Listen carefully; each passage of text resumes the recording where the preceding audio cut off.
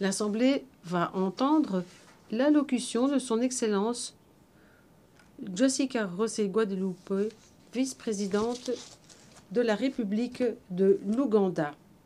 Je prie le protocole de bien vouloir accompagner son Excellence, que j'invite à prendre la parole devant l'Assemblée.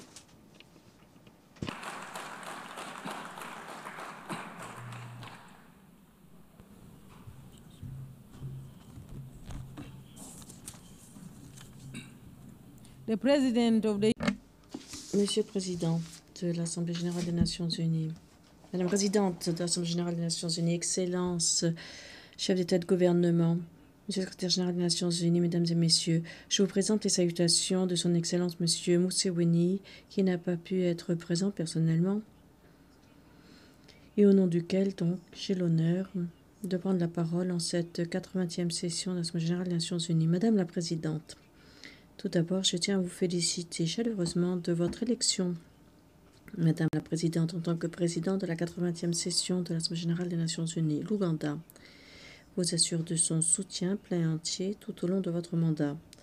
Et je veux également remercier son Excellence, Monsieur Philemon Yang. Je remercie de sa présidence avisée au cours de la 79e session. Nous félicitons le secrétaire général, son Excellence Antonio Guterres, de son engagement continu quant au rôle et aux responsabilités des Nations unies. Cette année,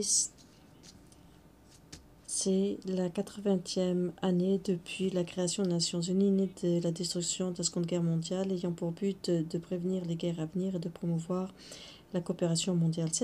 Ce 80e anniversaire est l'occasion de nous rappeler notre responsabilité commune de défendre le multilatéralisme et de renforcer la solidarité mondiale pour surmonter les défis communs. Le thème de cette année, Meilleur ensemble, trouve un écho avec nos objectifs nationaux.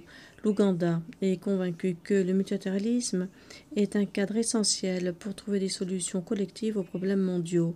Nous réaffirmons notre attachement à la Charte des Nations unies en tant que pierre angulaire du multilatéralisme, de la diplomatie internationale et de la coopération pour promouvoir et soutenir les valeurs de l'humanité qui sont entre elles liées, à savoir la paix, la sécurité, les droits humains, la prospérité de tous. Nous sommes également attachés à l'accélération de l'atteinte des ODD, du programme de développement durable,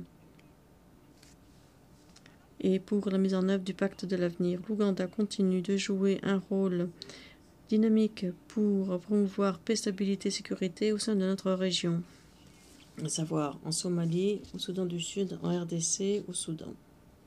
L'Ouganda demeure attaché au règlement pacifique des conflits régionaux. Nous demeurons le plus grand fournisseur de contingents de la mission de l'UE en Somalie depuis 2007, qui a été remplacée par la mission de transition de l'UE en Somalie et maintenant la mission de l'UA d'appui et de stabilisation en Somalie. En tant que pays, nous avons consacré des ressources humaines et financières pour promouvoir la paix et la stabilité. Et ce, sans réserve. Ces efforts exigent un financement fiable et prévisible. Aussi, nous demandons à la communauté internationale de fournir les ressources idoines pour les missions de maintien de la paix et de consultation de la paix pour garantir leur durabilité, efficacité et leur succès. Au Soudan du Sud, l'Ouganda continue de soutenir le processus de paix comme étant un des garants de l'accord de paix, contribuant aux efforts visant à rétablir la stabilité et l'unité dans le pays. Quant aux efforts de paix dans la partie est de la RDC, l'Ouganda a travaillé avec les dirigeants de la région sur les processus de Nairobi et les processus de Luanda pour trouver une solution durable. Et nous soutenons également d'autres efforts complémentaires menés par la communauté internationale. Madame la Présidente, nous demandons un soutien international plus fort pour les initiatives de stabilisation et de consolidation de la paix menées au plan régional, reconnaissant que Elles sont essentielles pour le développement durable et inclusif. Nous demandons également une coopération mondiale accrue pour traiter des causes profondes des conflits, y compris des inégalités, des changements climatiques, des pandémies, des nouvelles technologies, du crime transnational et du terrorisme. Madame la Présidente, l'Ouganda demande une réforme intégrée et totale du Conseil de sécurité des Nations Unies pour remédier au déséquilibre de sa configuration actuelle, pour que le Conseil devienne plus équitable, plus juste et plus démocratique.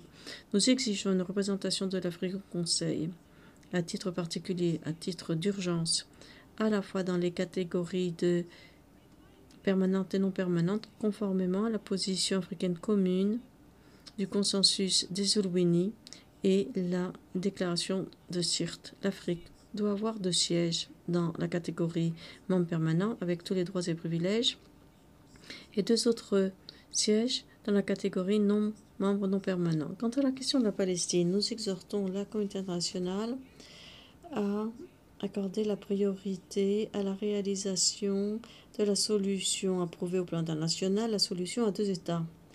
Nous appelons le Conseil de sécurité des Nations Unies à jouer un rôle décisif, un rôle juste pour régler le dossier palestinien, ce qui est essentiel pour une paix durable au Moyen-Orient et c'est essentiel pour la paix et la sécurité mondiale. À l'instar de la communauté internationale, nous nous joignons à l'appel ancien pour mettre un terme à l'embargo de Cuba, qui a été resserré récemment avec la désignation injuste de Cuba comme étant un État parrainant le terrorisme. L'Ouganda est reconnu au plan mondial pour sa politique pour les réfugiés. Madame la Présidente, nous accueillons le plus grand nombre de réfugiés en Afrique. 1,9 million de réfugiés.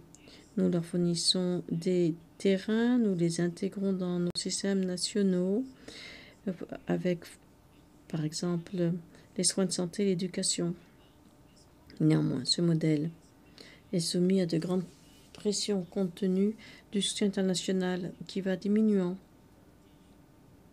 dans le cadre des tensions géopolitiques mondiales croissantes.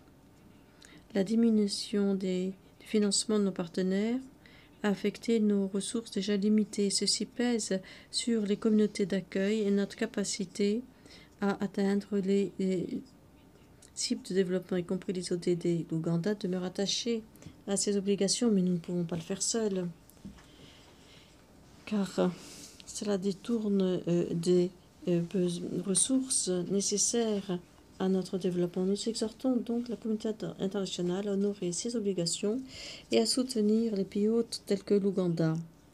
Accueillir des réfugiés ne doit pas être un fardeau pour notre dette. L'Ouganda ne devrait pas être seul face là. Dans les 5 années qui restent avant 2030, des progrès dans bien des pays en développement sont en deçà de ce qui est nécessaire. Il faut combler le manque de 4 billions annuels. Ne pas fournir les ressources idoines pèsera sur la coopération internationale. Nous demandons à la communauté internationale de pleinement honorer ses engagements, y compris l'engagement de Séville, le programme d'action d'Addis Abeba, la déclaration de 2008 de Doha et le consensus de Monterrey de 2002. Ces accords fournissent un cadre pour permettre aux pays en développement d'augmenter leur marge de manœuvre budgétaire pour un développement inclusif et équilibré. Accélérer l'atteinte des ODD exige un renouvellement de notre engagement pour le multilatéralisme, la solidarité mondiale, et cela exige le renforcement des mécanismes de coopération internationale pour veiller à ce qu'il n'y ait pas de laisser pour compte. Madame la Présidente, l'engagement de l'Ouganda pour la promotion et la protection des droits humains demeure essentiel dans notre politique nationale de développement. Notre Constitution garantit les droits civils et politiques, les libertés d'association, d'assemblée et d'expression et le droit de chaque citoyen de participer à la politique démocratique. Depuis l'introduction de la démocratie multipartite en 2005, l'Ouganda a eu des élections justes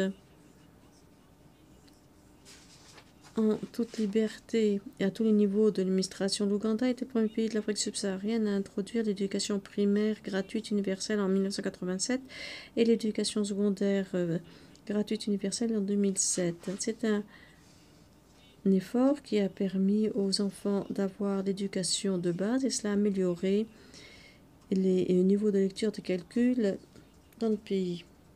Et ceci s'est accompagné d'autres avantages nombreux.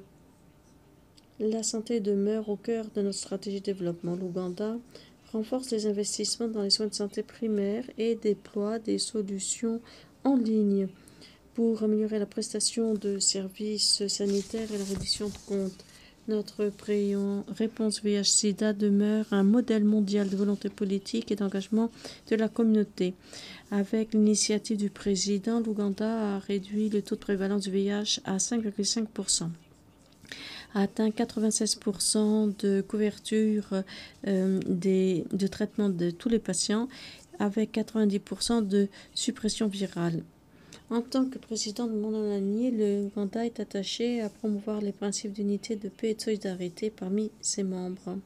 Nous soutenons une collaboration plus forte entre le mouvement de Monde-en-Ligne et les Nations Unies pour promouvoir les intérêts des pays en développement. À cet égard, nous demandons des progrès accélérés pour l'adoption du pacte que nous attendons depuis longtemps sur le droit au développement. L'Ouganda place ses espoirs dans les ministres des États membres du monde non aligné et les observateurs de la conférence ministérielle qui aura lieu à Kampala du 15 au 16 octobre 2025. Alors que je conclus, les Nations Unies ont été un pilier de développement, un pilier de paix, un pilier pour la dignité de l'être humain depuis 80 ans. Les Nations Unies demeurent indispensables. Il serait impossible d'imaginer le monde aujourd'hui sans les Nations Unies. L'Ouganda salue les résultats nombreux des Nations Unies, sa légitimité, sa puissance fédératrice et son influence normative. Madame la Présidente, il faut faire plus pour adapter, renforcer le multilatéralisme. Nous devons redoubler d'efforts pour protéger la coopération internationale et veiller à ce que le système des Nations Unies reflète la nouvelle donne et puisse régler les problèmes mondiaux de la paix, de la sécurité, des droits humains et du développement durable. Engageons-nous à ce qu'il n'y ait pas de laisser pour compte, car nous sommes meilleurs ensemble. Merci. Au nom de l'Assemblée, je tiens à remercier la vice-présidente de la République de l'Ouganda.